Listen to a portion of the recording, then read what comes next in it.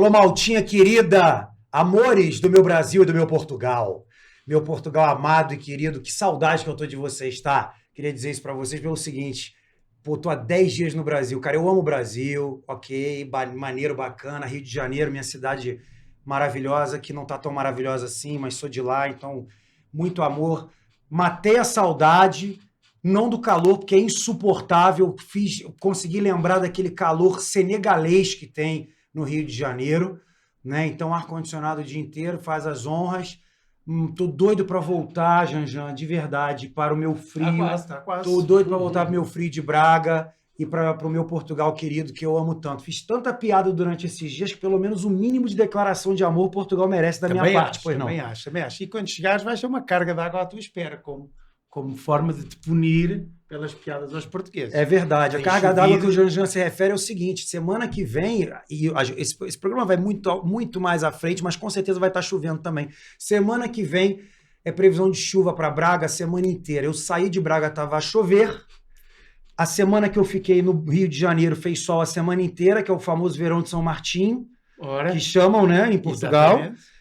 Que é a única semana que chove, aquela semana por causa de São Martinho, grande São Martinho, ele sempre abre aí o tempo para os portugueses, para ter um diazinho de férias. E a outra semana, que é essa que eu estou voltando, volta a chover em Braga, pelo amor de Deus! Como eu gostaria que tivesse aquele sol com o frio de 2, 3 graus, que é o que eu adoro, ficar agasalhado mesmo. Agasalhado, o frio você faz tudo melhor no frio, velho. Eu também acho. Eu gosto você, muito. você come melhor, você bebe melhor, Eu gosto. você dorme melhor, você transa melhor. Eu falei uma verdade? Tudo bom. Não, fizeste bem. Eu não falei. É verdade. Doutor Pet está aqui conosco.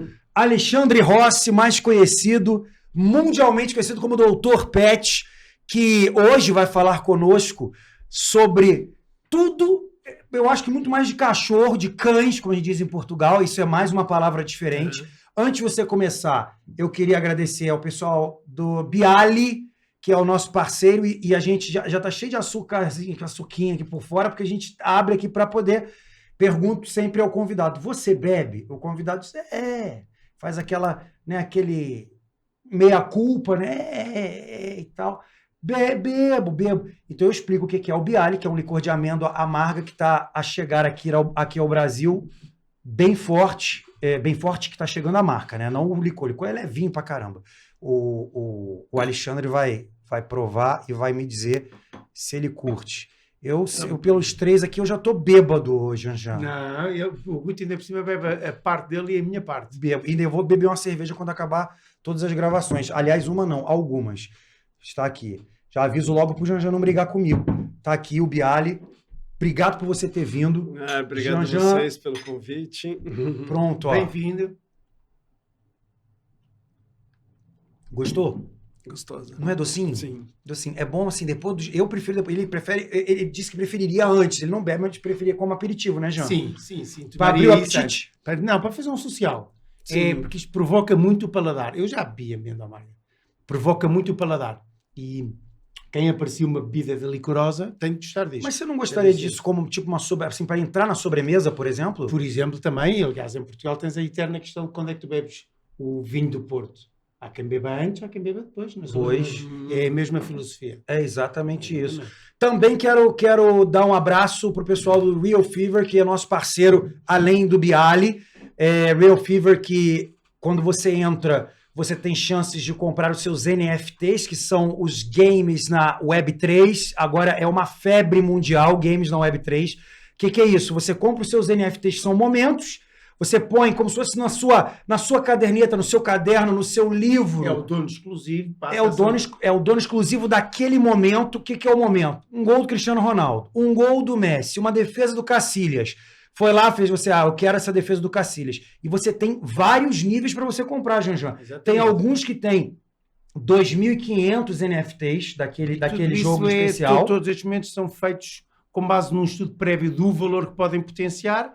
E o que significa é que a pessoa que compra fica a dona exclusiva desse momento, o digital é-lhe fornecido. Portanto, é sinceramente como estando a investir numa obra de arte, se quiserem ver na fotografia uma arte, e com essa arte vai jogar qual é o jogo que temos? É o Organia. É o novo jogo. O Organia é o novo jogo que entra no game da Web3, onde você, com os criptoativos, as famosas criptomoedas, vocês têm os tokens que vocês compram, eles é que fazem com que você possa comprar os seus momentos, os seus NFTs, guarda no seu deck, dentro do deck já é o seu time, e você joga com seus amigos ou com as pessoas online, ou você pode vender, trocar. Se o seu vale mais, se naquele momento o Cristiano Ronaldo tá bem de vida, tá ali tranquilo, ou o Messi, você fala, esse momento... Pode comprar um momento que é uma aposta, não joga. Esse momento cresceu. Vai valorizar. Vai valorizar as criptomoedas e depois você tira em dinheiro. Realfever.pt, o link está aqui embaixo, junto com o Organia, que é o jogo que você vai consumir, ganhar dinheiro e se divertir. Propagandas feitas, meus queridos, depois de nós ganharmos os nossos euritos, milhões de euros entraram agora na conta daqui do Tugizuka. Eu quero agradecer a presença do Alexandre Rossi, que... Por que você... O marketing é bom. Doutor Pet. O pessoal só te chama de Doutor Pet ou tem gente que chama de Alexandre? Não, olha, o Doutor Pet começou por causa de um programa que eu fiz na Record. E aí era o nome do quadro.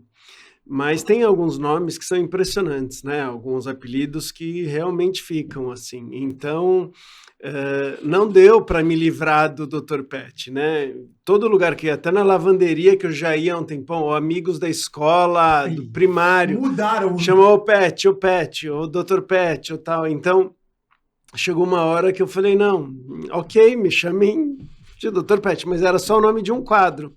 Né, Como é que era o quadro e quanto tempo tem? Será em qual programa? Era na Record, no Domingo Espetacular. E ficou alguns anos, fez bastante sucesso lá. E aí o apelido ficou para sempre. Janjan, você já ouviu falar no Fantástico, que é um programa que tem na Globo, nos domingos? Ouvi falar. Sim, então. A Record tinha um programa, tem, na verdade, um programa que não rivaliza no horário, porque ele é mais cedo. Eu acho que ele começa mais cedo, termina mais cedo, que é o Domingo Espetacular, que também é um programa, é uma revista eletrônica, como chamam na televisão. É um programa de variedades, onde você tem vários quadros, reportagens, matérias e tópicos que são interessantes de várias coisas, como o Tugizuka faz aqui, de conversar sobre tudo e sobre todos. Hoje nós tivemos a Lene Sensitiva, que é uma vidente, depois tivemos a Carol Coxinhas, que é a Caroline Martinelli, que é uma empreendedora, e agora a gente tem você. São papos absolutamente deliciosos. Sim. Tem que desligar um botão e ligar o outro para a gente poder conversar. Você sempre quis trabalhar com animais? Para mim era mais um desejo de sempre estar perto dos animais. Eu sempre adorei muito. Eu não achava que dava para trabalhar, né? Na época eu lembro que era só o meu sonho. Mas aí no final das contas a vida foi me levando para isso. Mas desde pequeno, bem pequeno, eu já era doido pelos animais, né? Você já era um petzinho. Já era. Então, assim, todas as fotos de infância, todas não, né? Mas muitas, você vê a criançada brincando, eu tô lá com os bichinhos e tudo mais. E minha mãe é bióloga e meu pai é psiquiatra. Então eles brincam que eu acabei também juntando um pouco. Minha mãe sempre queria mostrar ali os animais, as coisas, mas eu tenho também, são 5 irmãos ao todo, né? Mas eu fui o que ficou mais contaminado mesmo com esse amor aí pelos... Mas vocês têm fazenda, alguma coisa? Porque geralmente esse amor muitas vezes vem dentro da fazenda porque você ordenha a vaca, cuida do frango, da galinha. Né? Não. Pelo contrário, eu morava e moro ainda, né, em São Paulo. Na época a gente morava num apartamento bem pequeno, com 9 pessoas no apartamento, né? Minha avó, as 6 crianças, meu pai e minha mãe. Então, para ter bicho lá, era super complicado, porque o apartamento já estava super cheio. Para vocês terem uma ideia, ali, o quarto dos meninos, eu morava no triliche de cima. Então, tinha uma escada mesmo ali, com corda e tal, para eu subir. E as meninas, e aí eu queria, né? Eu queria hamster, eu queria aquário, aí eu tive tudo que eu tive muitos animais, né? Na verdade, mas todos eles foi assim, não foi muito fácil conseguir convencer meus pais por causa dessa superlotação do apartamento, né? Então, assim, uma vez ele falou assim, eu lembro, ele falou, Alexandre, se você conseguir Xande, né? Se você conseguir ficar uma semana sem falar a palavra hamster, imagina, eu estava enchendo a paciência deles o tempo todo. E eu lia, estudava, eu via tal. Famoso hiperfoco. Aí você vai poder ter. Aí eu tinha. Aí começou com peixe. Aí eu comecei a treinar os peixes, e um monte de amigo ver os peixes treinados. Como é que treina o peixe, eu tinha cara? 6 anos de idade. Aí eles já faziam várias coisas. E eu, na época, não tinha internet, não dava para olhar o que já tinham feito, tudo. Então foi meio acidental, assim. Eu fui meio que descobrindo o que dava. E é mais simples do que as pessoas imaginam, assim, né? O peixe, ele aprende um monte de coisa. Então, as pessoas ficam imaginando que ele vai esquecer rápido, tal. Tem estudos, assim, que ensinaram, por exemplo, para peixes diferenciarem letras do nosso alfabeto, por exemplo, B de D, por exemplo. E aí esses peixes nessa universidade, eles foram soltos num laguinho da universidade. 10 anos depois, tem peixe que vive muito mais do que isso, né? Mas 10 anos depois eles esvaziaram esse laguinho e aí encontraram os peixes e testaram para ver se eles ainda lembravam do condicionamento que então tinha sido feito. Não teve nenhum planejamento para isso, foi só alguém que teve essa boa ideia na hora que viu os peixes, e eles lembravam. Então, assim, o que eu fiz perto do que se faz hoje e o que dá para fazer com os peixes em relação ao condicionamento não era nada, assim, né? Então, assim, eu ensinei eles a tocarem sino para pedir comida, tinha um Oscar que eu ensinei a deitar no fundo do aquário, os outros peixinhos para passar por uma argolinha, coisas assim que são bem simples. E fazia uma alegria da garotada quando chegava na tua casa. O meu irmão é o que mais achava legal. Dava para ganhar dinheiro. Meu irmão gostava, assim, porque o meu Oscar era grande, é um peixe grande, e quando ele tocava o sino, ele pulava para fora d'água e ele agarrava na cordinha lá que tinha. E quando ele fazia isso, ele molhava todo mundo em volta. E aí a graça do meu irmão, que era 2 anos mais velho, é trazer os amigos dele para se molharem. E aí ficavam dando risada desse. Mas essa parte, isso tem uma explicação biológica? Ou seja, tu falaste que a tua mãe era bióloga. Houve alguma informação que ela te deu em relação à possibilidade disso acontecer? Ou isso era uma coisa só tua? Eu acho que era mais minha, assim, de comportamento, assim, né? A minha mãe, ela sempre... Para dizer a verdade, eu não sei dizer, assim, com certeza teve muita influência, mas a minha mãe não é tão especialista em comportamento, nem louca do adestramento, nem nada. Ela não trabalha como adestradora, sua mãe trabalha? Hoje ela trabalha com traumas, mas na época ela trabalhava na indústria farmacêutica e ela só se formou como bióloga, mas acabou trabalhando com pesquisa, tudo na indústria farmacêutica. Na época era da Pfizer. E hoje ela trabalha com pessoas com traumas. Então ela... Traumas que você diz psicológicos. Psicológicos, traumas psicológicos. Então ela vai para o mundo todo aí, quase que seguindo as catástrofes. Então, quando teve ali o incêndio em Marília, ela cuidou dos bombeiros, depois do tsunami na Tailândia, e assim vai. Geralmente, onde aconteceu alguma coisa muito grave e tem muita gente com trauma... Mas ela ganha para isso ou ela faz parte de alguma ONG e faz por caridade? Ela ganha e faz também por caridade, pelas duas coisas. Então ela tem vários clientes e tem às vezes algum contrato com algum governo. Ela teve com o governo chinês, por exemplo, para ir lá de tanto em tanto tempo. Mas tem as duas coisas. Ela adora ajudar e quando não tem uma turma também, que quando também não tem verba e tal, ela vai e arca com todos os custos também. O fato do teu pai ser psiquiatra deve ter dado também uma ajuda a ela de como agir com relação ao comportamento dos outros, não?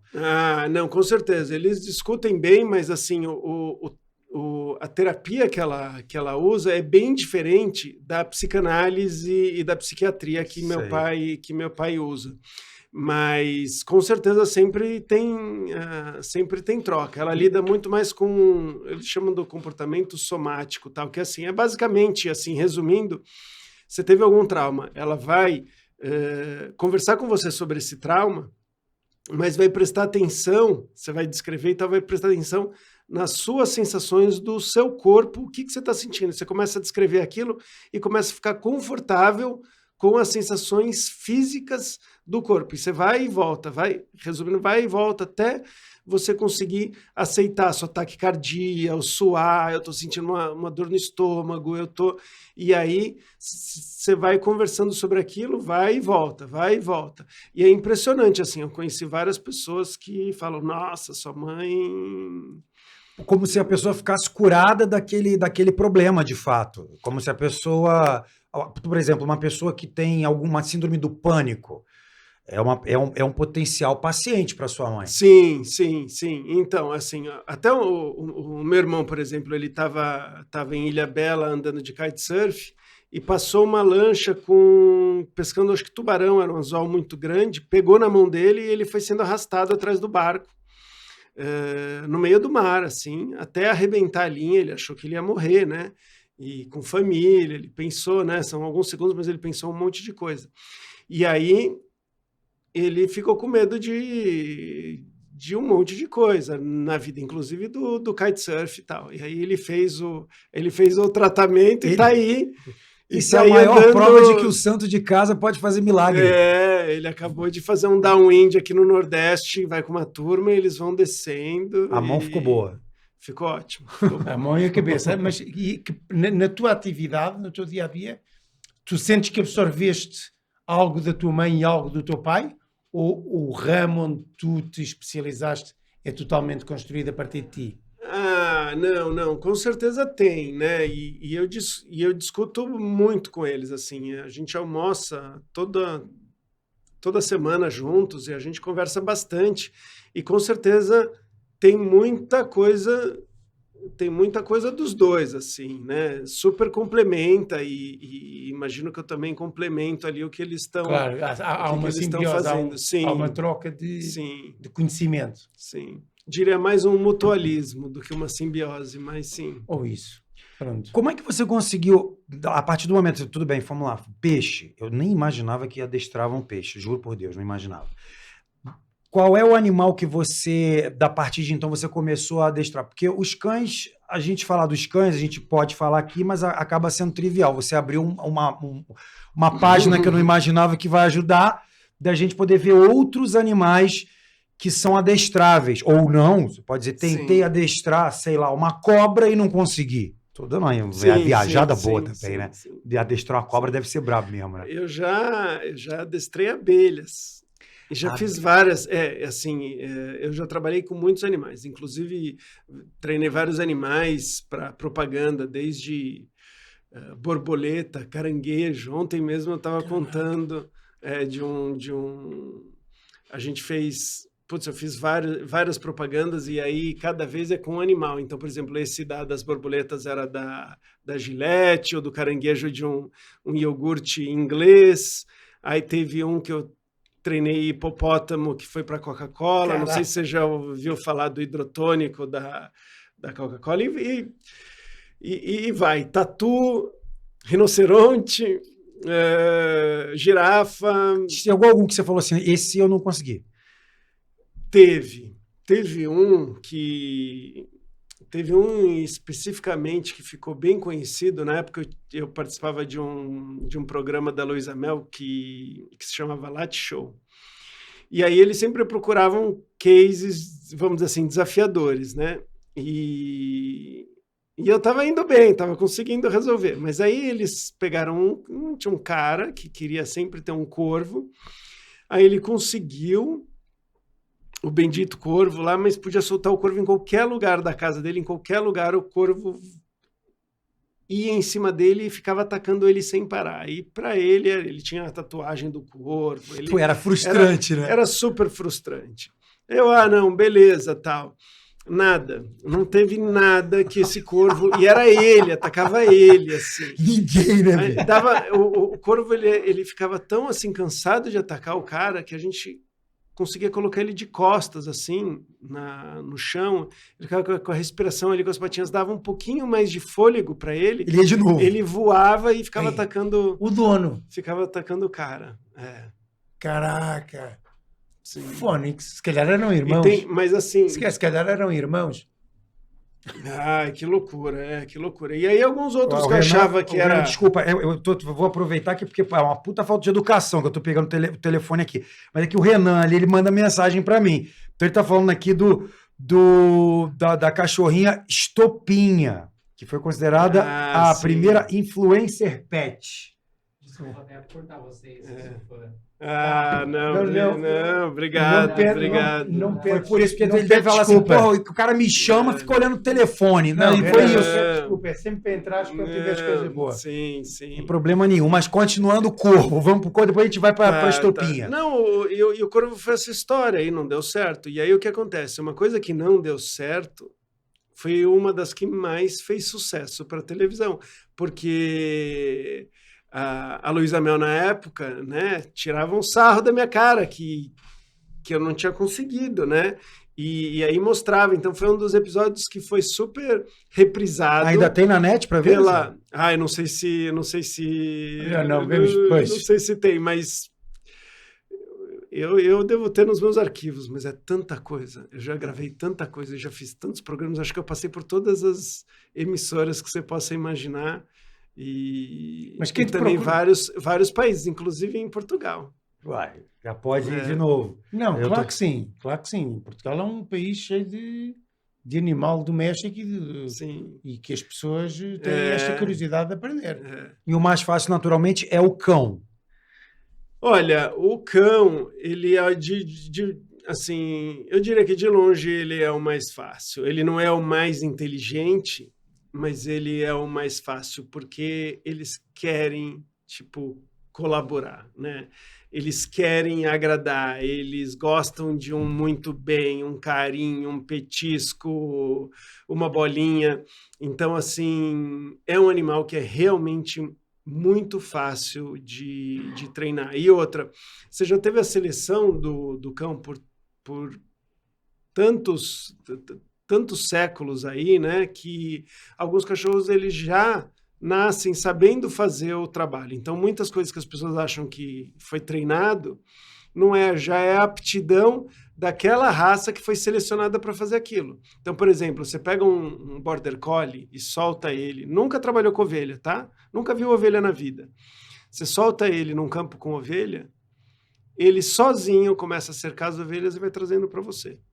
Claro que você vai poder lapidar esse trabalho e tudo mais e tal, mas eles já fazem isso. O Border Collie é um cão de pastoreio natural? É um cão de pastoreio. Assim, todas essas raças, elas são, vamos dizer, são seleção artificial, né? Então, o ser humano pegou, vamos dizer, os cães e vão selecionando. Esse cão tem mais aptidão para isso e tudo mais. Então, o comportamento de pastoreio do Border Collie, assim como de vários outros pastores, é uma sequência ligada ao comportamento de predação. Então, quando você vê ele cercando as ovelhas e trazendo, na verdade, ele está fazendo um comportamento natural, inclusive do lobo, de cercar. Então, ele tem farejar, perseguir, stalkear, correr, cercar, atacar, fazer o kill shake, que é aquela sacudida ali que eles dão ali para quebrar o pescoço, para arrancar. Depois eles vão dilacerar e vão comer. Então, você pode selecionar mais um comportamento e bloquear outro. Então, o que eles fizeram com o Border Collie? O atacar mesmo, eles selecionaram contra. Então, o cachorro que cercava, mas não atacava, era selecionado. Então, você acaba tendo um cachorro que já faz meio que aquilo automaticamente. Isso né? ao longo dos anos. Isso, exatamente. Né? Como eu falei ali, você tem... O Border Collie é o mais inteligente que dizem, né? Saiu uma lista do Stanley Coren, que é um dos pesquisadores, que para aquele teste de inteligência, o Border Collie apareceu como o primeiro. De qualquer jeito, independentemente desse teste, quando a gente vai para a literatura científica e pega os indivíduos que atingiram maior número de entendimento de comandos, reconhecimento de palavras e tudo mais e tal, é o Border Collie. Então, o Border Collie, ele é um cachorro especial, assim, né? E não só em inteligência, mas em agilidade também. Então, quando você vai fazer um esporte que chama agility, por exemplo, Sim. você tem a categoria dos Border Collies. Você não tem a categoria de cada raça, mas se é Border Collie, é considerado uma coisa. E não é assim, tipo, cachorros. Então você tem pelo tamanho, tal, e a categoria Border Collie. Já vai à parte. Porque eles são muito rápidos e eles se dão muito bem em prova de agility. Eles prestam muito atenção na gente. Eles costumam ter bastante drive, são bastante motivados. E tem uma energia louca, né? Tem uma energia louca. Então, às vezes a pessoa pensa, vou ter um Border Collie porque ele é muito inteligente, vai ser fácil de eu ensinar. Mas, às vezes, a inteligência vai contra você, porque o cara com muita energia, ele começa a ter os interesses próprios dele, ele acaba dando nó em pingo d'água para conseguir as coisas, e às vezes também acaba irritando a pessoa, porque ele vai trazer 1000 vezes a bolinha no colo da pessoa, vai colocar no chão e vai dar aqueles passos para trás, vai ficar olhando. E você já não aguenta mais jogar a bolinha. E você não aguenta mais, e ele não para de fazer isso e tal. Eu conheço várias pessoas que falaram, pelo amor de Deus, né? Como que eu faço para esse cachorro parar quieto? Né? Eu tenho uma coisa, agora vou perguntar, não te ensinava a perguntar, não quero aproveitar para uso pessoal, mas... Não, eu vou aproveitar para o uso pessoal. Eu também. Eu tenho 2 cães resgatados, que já estou com eles há 7 anos, são 2 vadios, embora sejam pudengos, portanto são cães de caça. E mega bem tratados, estão ali, sempre que podem, fogem. Ou seja, eles não vivem dentro da minha casa, porque por uma questão de alergia, mas têm uma casota espetacular, estão lá sempre, são mega bem tratados. Se têm medo da trovoada, eu ponho ao colo e trago para dentro, pronto. Mas, à noite, se eu, por exemplo, se troveja e eu não estou perto deles, o cão vai fugir. Então eu comprei, só para tu veres, comprei um daqueles peitorais para aprender bem, convencido que tinha resolvido o assunto. E o Malaquias conseguiu fugir dali. Consegue fugir dali. Foge e volta. Porquê é que ele quer tanto fugir? Às vezes não é por medo, é pelo desafio. O cão, não sei se vai buscar o tempo em que era de rua. Para onde ele vai, já? Sei lá, volta, vai passear. Vai passear. E eu tenho medo por causa do atropelamento. Sim, não. Volta sempre. Porque tu foges sempre. Você tem, né, os cachorros, eles têm ali... Então, vamos são vários... Eu sei que isto é muito lato. Isso, são vários motivos, né? Mas, assim, quando a gente pensa que os cães, eles são animais que... eles são basicamente nômades, né? Ou eles acompanharam o ser humano sendo nômade por muito tempo e eles não são tão... cuidam de um território tanto quanto o gato, tudo mais, eles acompanham o grupo. Então, só isso já mostra que ele não é tanto de ficar só num lugar. Outra coisa, cada vez que eles saem, eles podem ser motivados por comida que vai encontrar, pode ser motivado para terminar com o tédio, que às vezes não tem ali o que fazer, às vezes eles caçam, acham e interagem com outros animais. Mas, assim, quando a gente... É fácil entender isso, quando a gente vê a alegria dos cachorros, quando a gente fala porque a gente vai passear. Quando a gente fala que a gente vai passear, é uma das coisas que deixam eles mais felizes. Tá certo que está com a nossa companhia, mas isso é só parte. Parte é todos os estímulos e novidades e tudo mais que ele vai ter descobertas durante o passeio. Então, é uma inocência nossa achar que o espacinho que a gente dá para eles tá fazendo com que eles fiquem satisfeitos e não vão procurar nada fora. Eu vou aproveitar a pergunta do Janjan e vou te interromper perguntando o seguinte: a minha casa tem 800 metros quadrados. Eu tenho uma casa de 300 metros quadrados e o resto é terreno. É uma ladeira no canto em que tem um terreno. Esses eles não entram porque é a horta e o galinheiro, e em cima tem um outro terreno enorme. eu te pergunto, eu preciso sair com o cachorro para passear? Então, nesse caso, não que eles não gostariam, porque você pode ir numa trilha, vai ser uma atividade legal com você, pode ter ainda outros cheiros, outros estímulos, outras coisas, mas a necessidade é muito menor. Então, eu não diria que se você não passeia com esses cachorros, eles estão sofrendo de maus tratos. Eu não diria isso com esse espaço tão grande, né? Não, claro. É porque muita gente fala assim, é bom para socializar o animal. É porque eu tenho um bulldog francês que tem 8 anos. Fez 8 anos agora em novembro. Enorme de gordo. E o negócio dele é ficar ali, deitadão, ele curte pão, ama, e eu agora não estou mais quase dando, porque o próprio veterinário falou, cara, para de dar pão para ele, para. Ele ama, eu sento para ver uma televisão, boto umas torradas, umas coisas, e ele já chega do meu lado para dar uma beliscada numa torrada daquela. Aí eu vou lá, dou a torrada e falo, agora sai. Aí ele vai embora. O outro é este aqui, que é o Serra da Estrela. Ah, sim. Que é um cão imenso. Como diz Sim. o Janjê, é um cavalo. Sim, É um cavalo. lindo. Por quê? Eu confesso, cara, eu gosto muito do cane corso, acho lindo. Mas acabou que a minha mulher me convenceu a ter o Serra da Estrela. Por isso que eu te falo, a casa é grande, nós temos 5 casas ao redor, então eu viajo muito. Falei, cara, eu acho que é melhor ter um outro cão, que se depender do Pachá, que é o bulldog francês, chama Pachá, eles olham pra cara do Pachá, aquela cara feia do bulldog francês, que eu digo que é tão feio que chega a ser bonito, eles falam assim, como é que ele agride, não é isso que agride? Ele agride lá em Portugal, ele agride? Eu falo, não, porque eu vou falar que sim, eles vão entrar cheio de medo, o Pachá começa a cheirar e sobe em cima, quer brincar, acabou a minha moral, mentir. Então, esse cão tá com 3 meses e já tá o dobro do tamanho do Pachá. Sim. É a Maia, que é fêmea.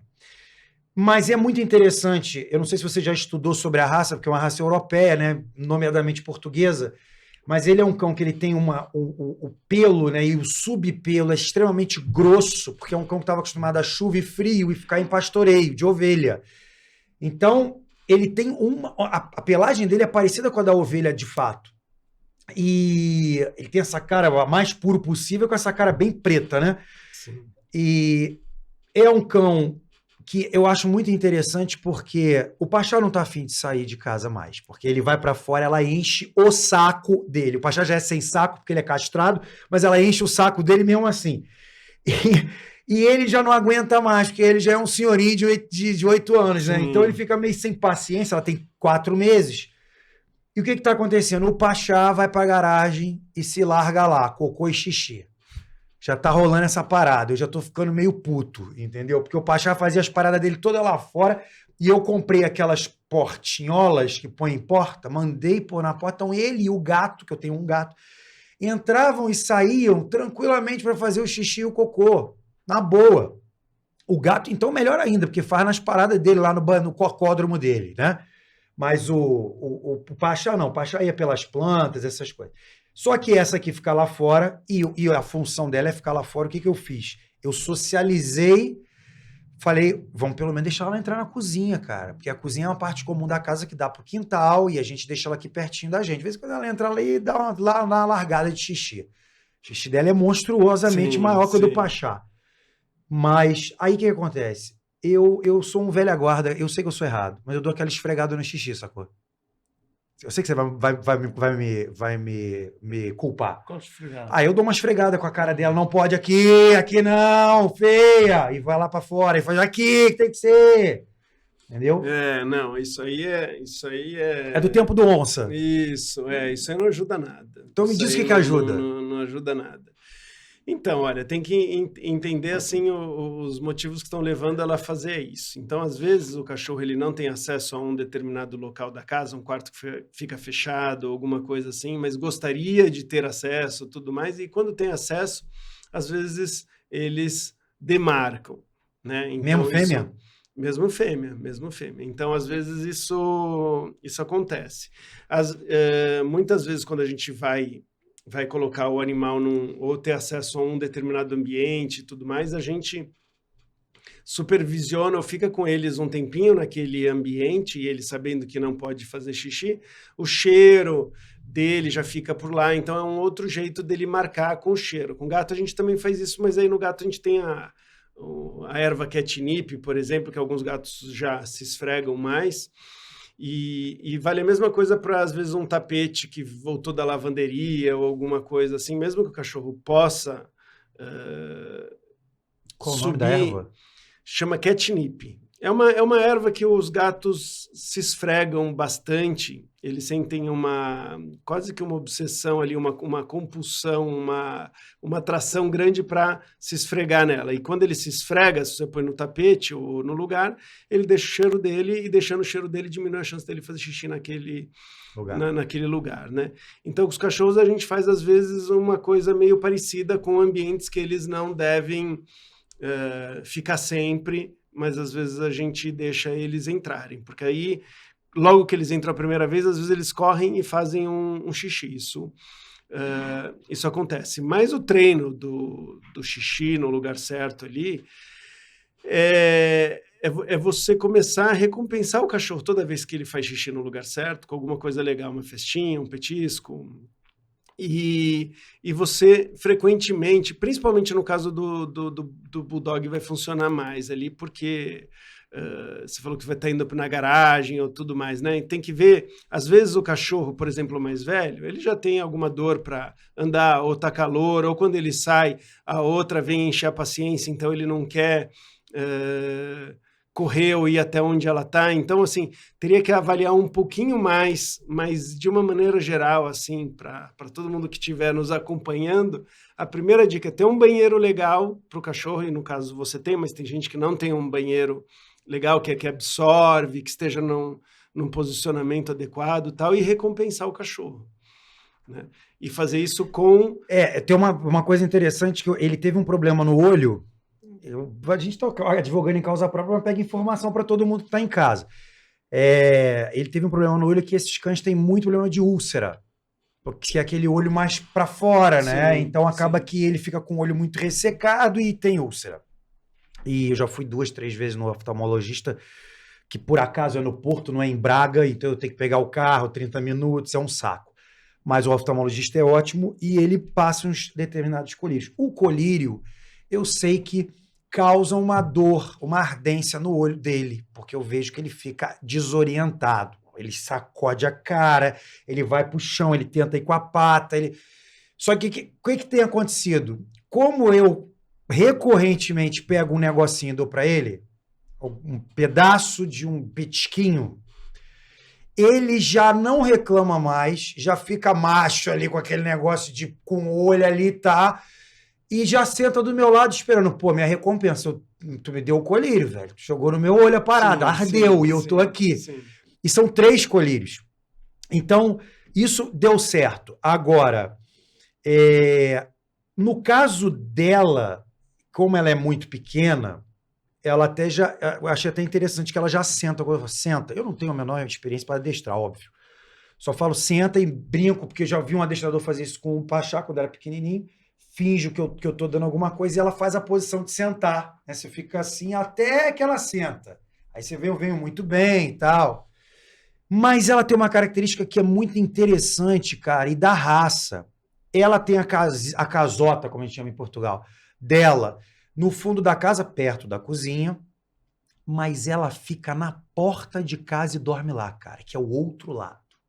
A casa, vamos dizer, a casa tá... Aqui é o portão central da casa, tem uma escada e aqui é a porta central. Você dá a volta aqui, tá a casota dela, a casinha.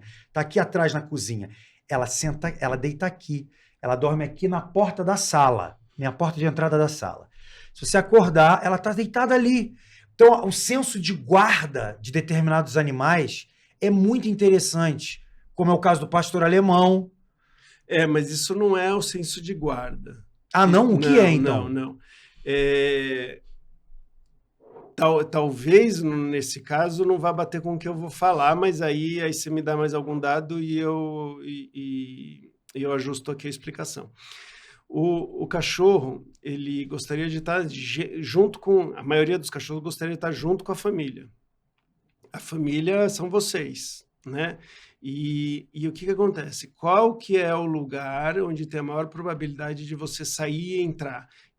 Então, eu chutaria assim que ela consegue ver ou perceber a família, ou quando você vai sair para ter mais contato, na porta da frente do que na... É a sala, onde fica todo mundo, Onde geralmente. fica todo mundo. Então, ela consegue provavelmente ouvir, e quando vocês saem e entram em casa, é uma hora que ela tem o contato com o grupo.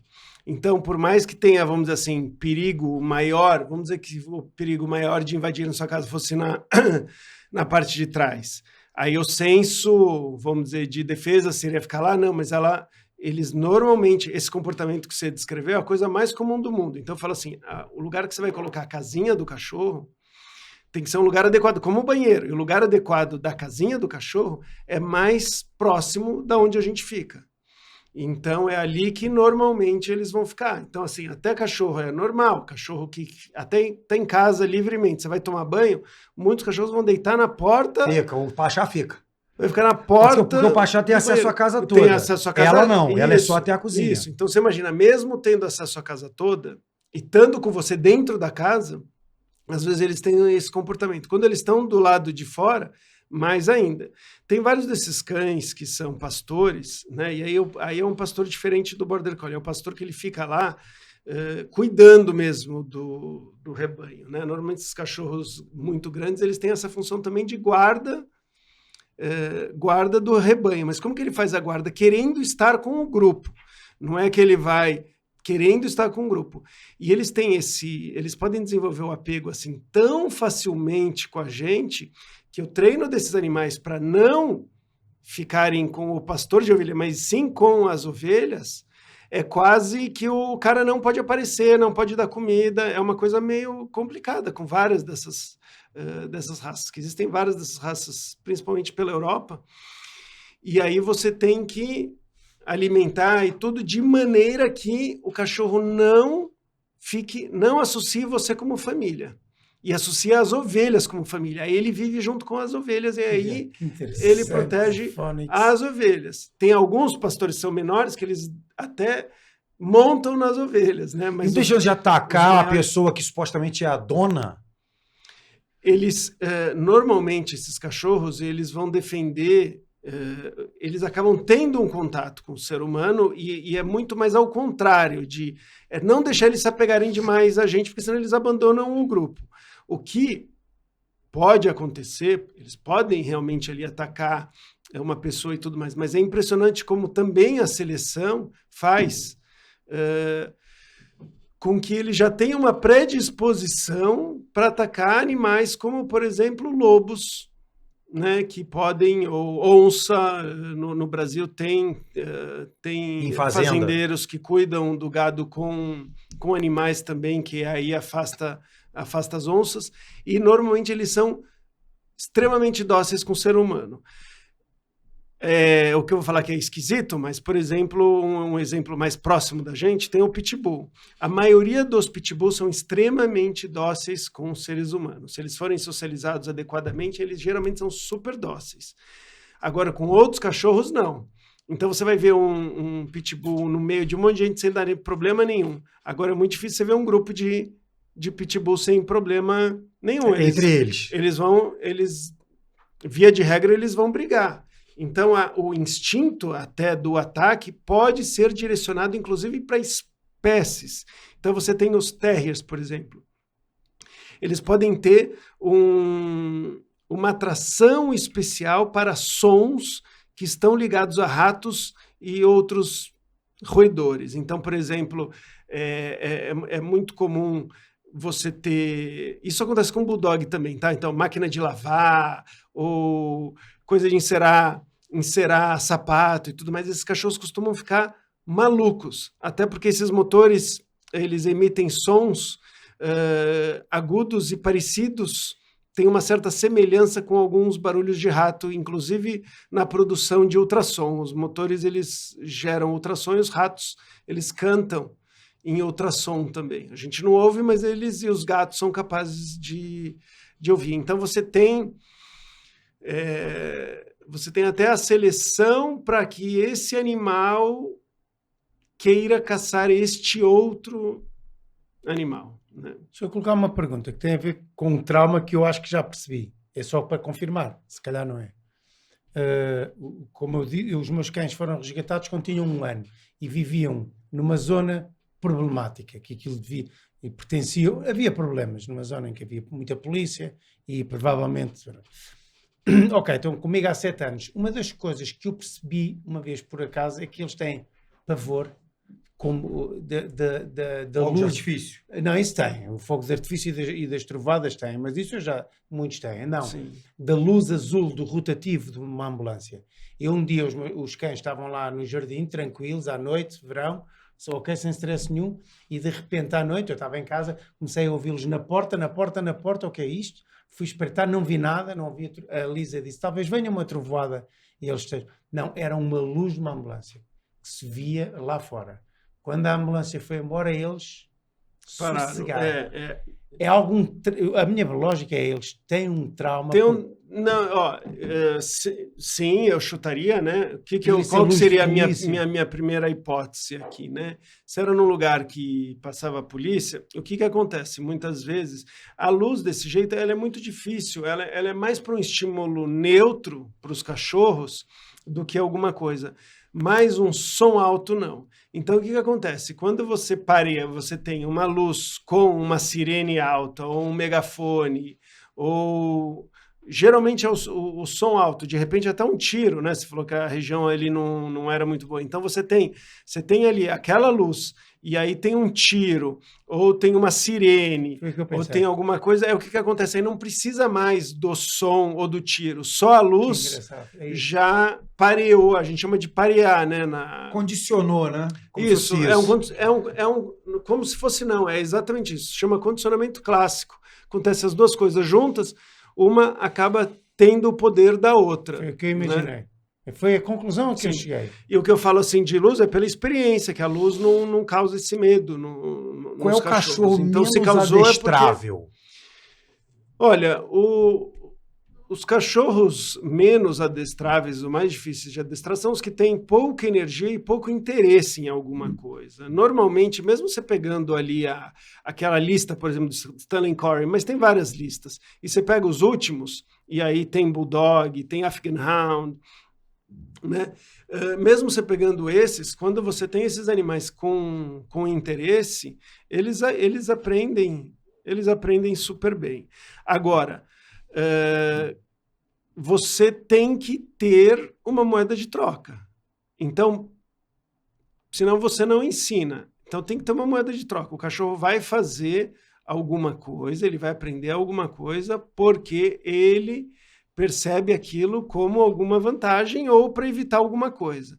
Então, se a gente pega um cachorro e a gente está treinando com petisco e pega um cachorro que não está nem aí para o petisco, aí vai ser impossível de treinar ele desta forma. Eu vou ter que escolher uma outra coisa. Então, de uma maneira geral, os cachorros que são muito ligados à comida, tipo labrador, golden retriever, que são ligados a uma bolinha, como border collie, a gente tem uma ferramenta maravilhosa que eles vão fazer o diabo para ganhar aquilo. Para ganhar aquilo, né? Então, é muito mais uma questão de interesse do que competência para aprender as coisas que a gente quer ensinar.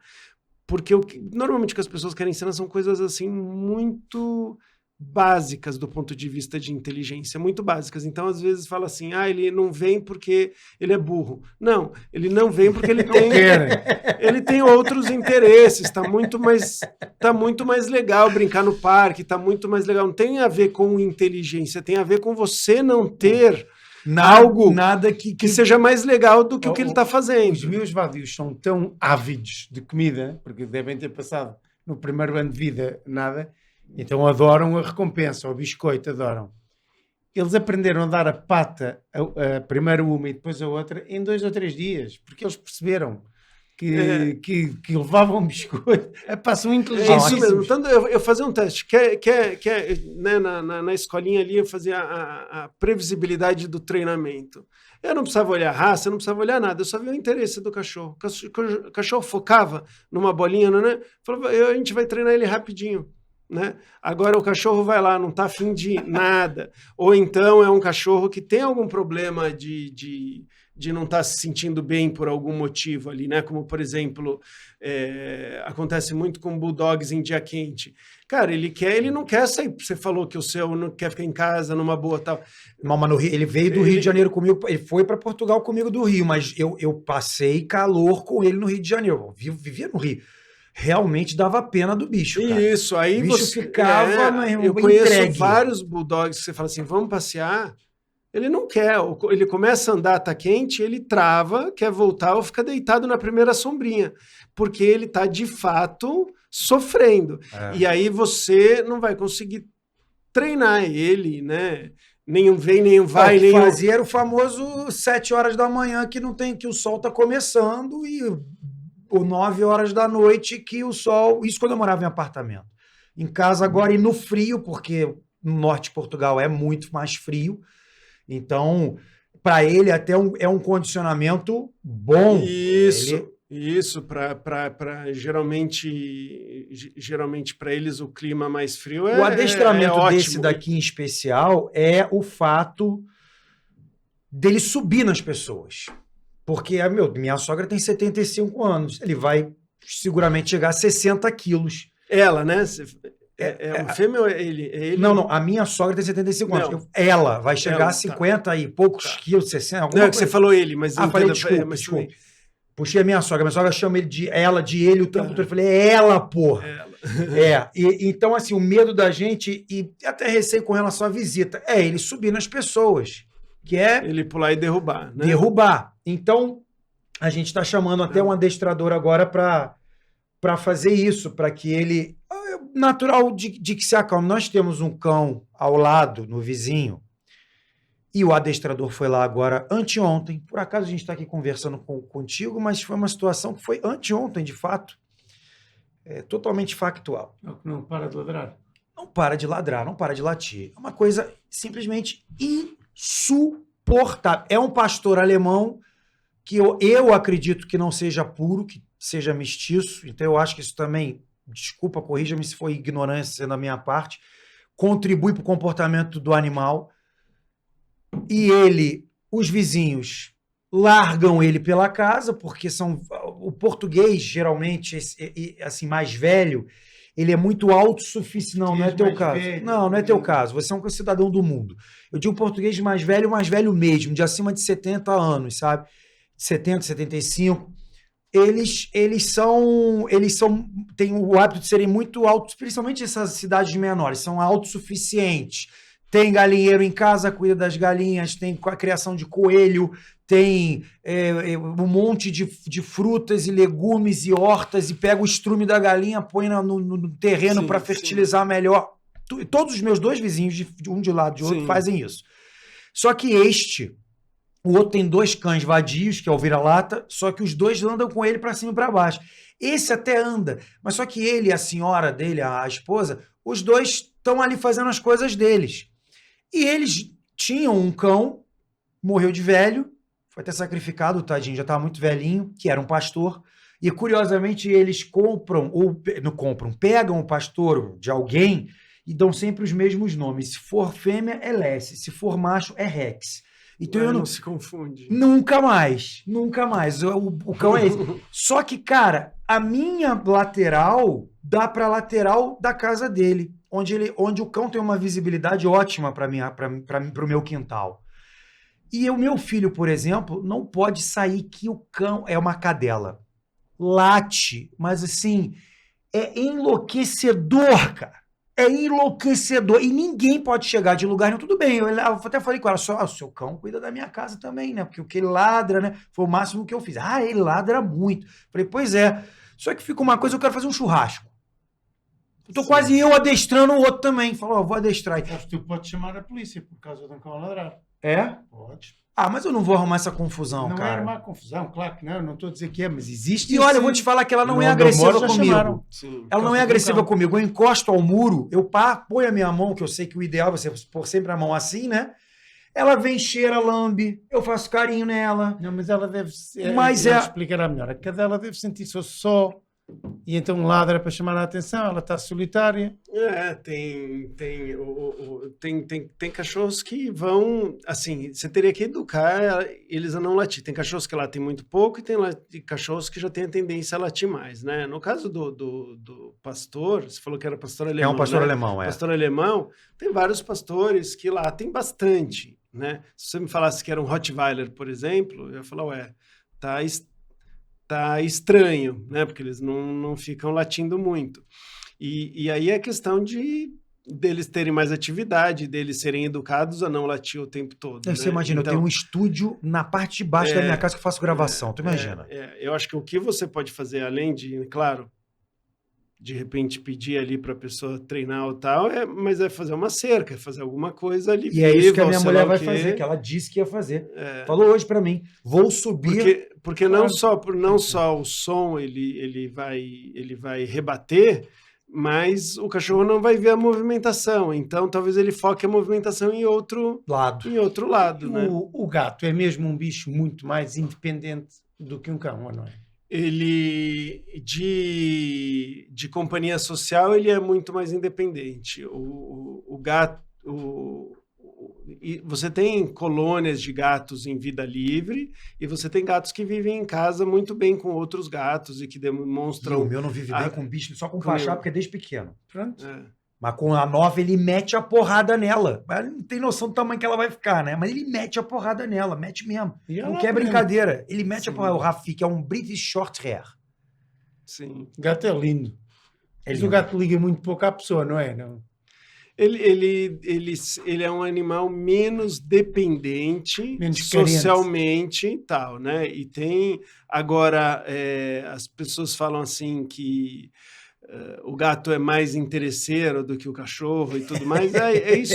Isso não dá muito para falar, porque quando a gente vê essa dependência do cachorro por nós, tem toda uma história evolutiva de que se ele não, em alguns momentos, ele não ser parte de um grupo, ele não vai conseguir caçar, e às vezes os animais são maiores do que ele, então ele precisa do grupo para caçar. Dependendo da situação, ele não consegue defender se ele não estiver em grupo. Então, é quase que uma necessidade para alguns animais se sentir parte de um grupo. O que está se sentindo mal quando ele está sozinho, ele acaba em alguns meios, ele acaba sobrevivendo porque, como ele se sente mal, não está bem, ele procura o grupo e no grupo ele ganha a defesa e consegue caçar tudo melhor. Mas geralmente ele vai quando ele tá afim, o gato. Eu vejo, pelo menos o meu. É um interesseiro. Eu acho que hoje em dia eu não vejo mais como interesseiro, sabia? Eu tinha essa visão que eu acho uma visão um pouco obtusa.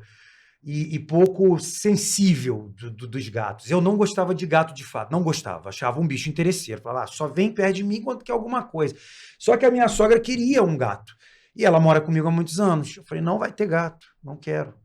Não vai, vou cuidar. Eu falei, não vai cuidar que eu não vai ter. Não quero gato, já tenho um cachorro, não quero. O fato é que eu estava com uma garrafa de uísque na varanda e ela me fez tomar meia garrafa conversando comigo e eu fiquei absolutamente embriagado. E ela me mostrava as coisas. E pra você ter uma ideia, o gato que eu falei que eu queria era aquele egípcio, que não tem pelo nenhum, maluco. Falei, eu só entra. Aí eu já tava bêbado mesmo. Falei, eu só entra se for esse. Parece um coelho. Aí ela falou, este não, pelo amor de Deus. Eu falei, não, só entra se for esse gato aqui, o egípcio. Que eu acho ele maneiríssimo. Não. Enfim, me convenceu ao British Short Hair. E quando chegou 2 dias depois, ou 3 dias depois, sei lá, o gato veio, mas vieram 2. Quando abri a porta, tinham 2 gatos. Eu falei, escuta, eu no dia que tava de porre, tava vendo um só. Hoje que eu tô sóbrio, eu tô vendo 2. E eu aceitei o gato. Como é que pode isso? Só que o outro gato acabou indo pra minha sobrinha e depois foi pra um amigo meu que, ele e o marido dele já tinham bichos e aí a gente deu pra ele de presente. Que é super bem cuidado, inclusive, a gata. E o Rafik... ele me fez ver que não existe essa coisa do interesseiro, mas sim a independência. Eu digo que o Rafik é o chefe da casa. Rafik é o dono da casa, o patrão é ele, meu irmão. O Pachá não manda nada. E a Maia muito menos. O Rafik manda em tudo. Ele percorre a casa inteira, tudo, toda a casa, do telhado ao forno, ele anda, que o gato é isso, ele é curioso. Às vezes a gente procura cadê? Aí você ouve o miado do gato, ele tá dentro do armário do banheiro, velho. Alguém deixou uma resga do armário do banheiro, ele foi lá, conseguiu se embrenhar, entrou, e alguém fechou o armário enquanto ele estava lá dentro. Passa um dia inteiro, o bicho tá ali, safado, ali dentro. Então eu acho muito legal, mas o gato é adestrável? Sim, desde que você, como eu falei ali no... Você tem que saber o que o animal tem interesse, né? E o que ele, às vezes, tem predisposição para aprender. Então, por exemplo, tem coisas que parece que são meio óbvias, mas se ele não aprendeu filhote, às vezes você tem que ensinar. Então, por exemplo, eu já ensinei vários gatos a descer de árvore. Então, eles subiam e aí o que acontecia? Nessa época eu estava morando na Austrália e aí eles chamam lá uma espécie de bombeiro e tiram o gato, e aí na segunda vez que chamam e tudo mais, eles já me recomendavam. Então foi um ótimo bico. Foi um bico bom.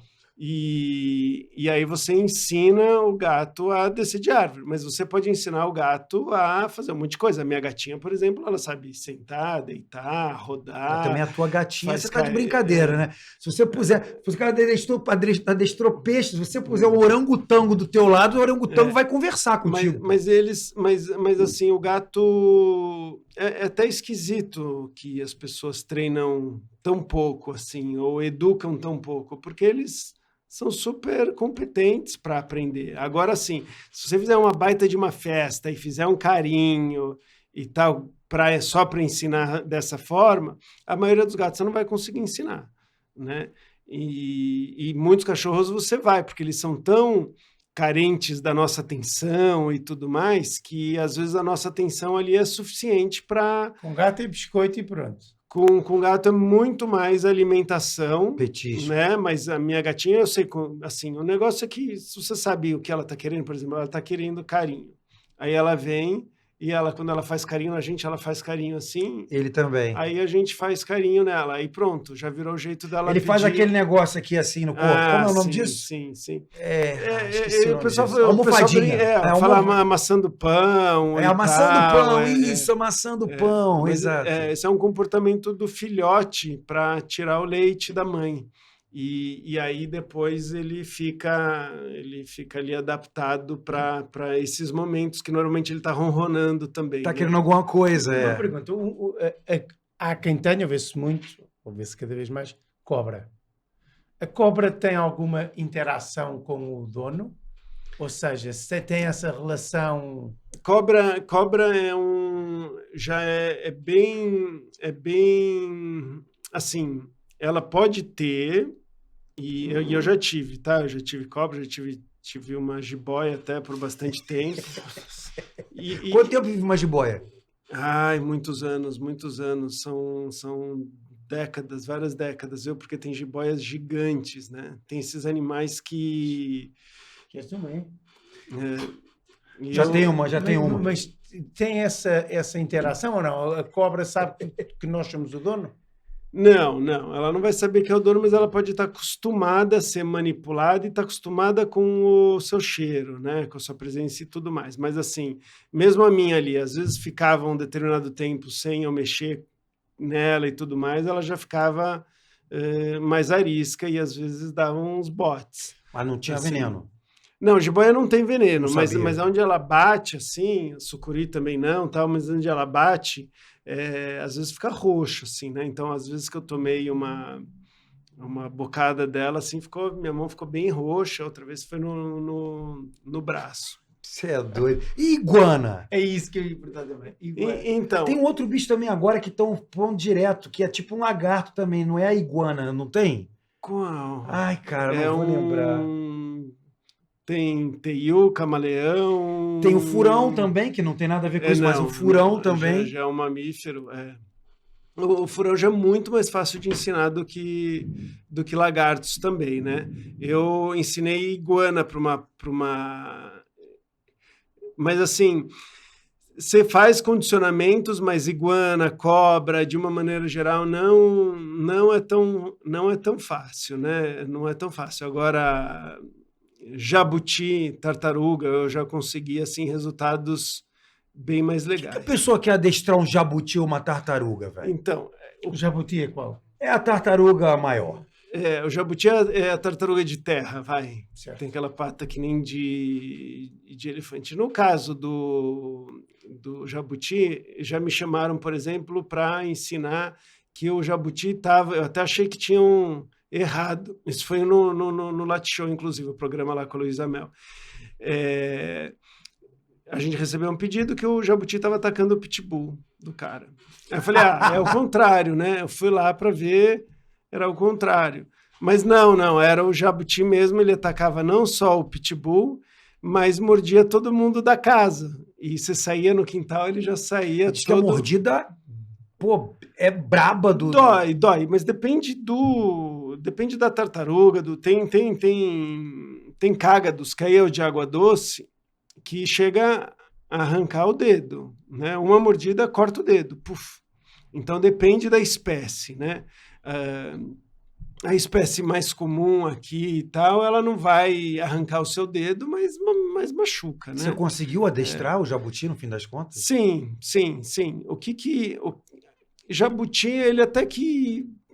A minha experiência com eles foi até bacana ali, que eles aprendem um pouquinho ali, né, algumas coisas. Eu acabei depois conhecendo um outro professor que conseguiu ensinar muito mais coisa e falou que o problema é a temperatura. Você tem que manter eles mais quentes, que a inteligência deles aumenta muito. Aguça. Né? Já fez teste com macaco, trabalhou assim, fazendo testes com macacos. Os macacos são muito inteligentes, naturalmente. Sim.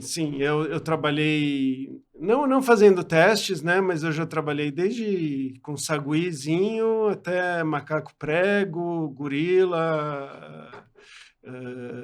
E tem graus chimpanzé. Tem graus de inteligência diferentes um do outro? Tem, é muito diferente, né? Então, assim, de uma maneira geral, para as coisas que a gente consegue facilmente avaliar, um sagui é muito menos inteligente do que um macaco prego, por exemplo. Eles até fazem uma divisão dos macacos do novo mundo e do velho mundo, tal, mas assim, de uma maneira geral, os orangotango, gorila, chimpanzé e bonobos, esses são considerados mais inteligentes do que todos os outros macacos. Mas recentemente entrou para esse grupo dos mais inteligentes o macaco prego, que tem mais característica do outro, vamos dizer, do outro grupo, né? Do grupo do novo mundo lá, não os apes, que eles chamam dos great apes. Os great apes. E aí eles usam ferramenta, eles aprendem a se comunicar através de sinais arbitrários, eles têm a Coco, que é uma gorila que aprendeu a fazer com um sinal surdo-mudo, ela conversa. O Kanzi, que é um bonobo, ele aprendeu a se comunicar através de um painel eletrônico que fala apertando as teclas. Só não pode ter a gripsímia. Sabe qual é a gripsímia, gente? É do Planeta dos Macacos, o filme. Pô. Isso aqui só não pode acontecer. E aí aparece o César e o César começa a falar. Vamos nessa, Janjan, porque a gente também tem que entregar o estúdio. Não sei nem quanto tempo a gente ficou, mas eu queria ficar mais tempo. Tinha tanto papo aqui pra conversar, tava bom pra caramba. Não dá pra conversar mais, pô. A gente tem estúdio pra entregar. Fiz uma consultoria para minha Serra da Estrela e para o meu Bulldog francês, Janjan, para os seus vadios. E queria te agradecer muito de você ter vindo aqui. Obrigado demais. Foi muito legal, cara. Muito legal. É muito bom conversar com pessoas que agreguem sobre isso. E se você gostou do Bialy, me fala que a gente manda para tua casa. Pode mandar, eu gostei sim. Então pronto, obrigado, tá? Por tudo mesmo, por você ter vindo. Obrigado, já levo aqui mais umas dicas. E leve mesmo, porque a pessoa aprende ao falar com ela que a relação com os animais tem que ter carinho e paciência, e às vezes é o que eu não tenho com os vadios, e é por isso que eu não... Tenha paciência com os bichinhos, tadinho deles. Não, mas tu aprendes que chega lá, eu vou chegar lá. Tadinhos deles, Janjan, tenha paciência com eles. Já vou trazer eles para... Janjan passou um ano novo, um Réveillon, em casa, a mulher na Suécia, o filho na Suécia, ele teve que ficar em casa porque os bichos tinham medo dos fogos. Você vê como é que ele gosta dos animais. Às 11 da noite já estava eu dentro da casota deles, que eles têm muito medo, e aí deixam de ter medo. É aquilo a estourar foguete, E eu dormi com eles na casota. Que maravilha. Só. verdade. Tem muito carinho aí. Tá vendo? Pessoal, não se esqueçam, hein? Se inscrevam no Tugizuka, ajudem, compartilhem, sempre é bom. Estivemos aqui com o Alexandre Rossi, o Dr. Pet, que foi muito maneiro, tá bom? Beijo pra todo mundo. Tchau, tchau.